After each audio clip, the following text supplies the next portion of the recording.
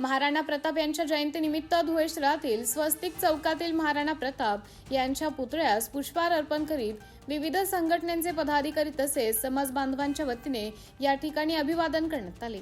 महाराणा प्रताप यांच्या 486व्या जयंतीनिमित्त महाराणा प्रताप समिती धुळे यांच्या वतीने 12 वाजता फटाक्यांची आतिषबाजी करण्यात आली व तसेच अभिषेक देखील करण्यात आला।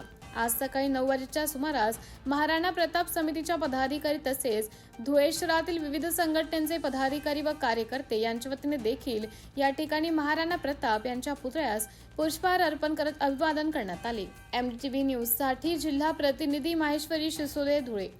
की जय।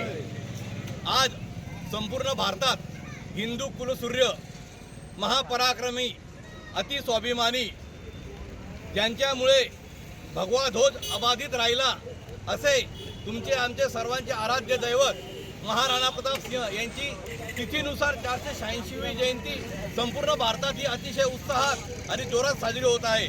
धुळे जिल्ह्यात पण धुळे शहरात वीर शिरोमणी महाराणा प्रताप स्मारक समितीतर्फे सकाळपासून विविध कार्यक्रम होत आहे।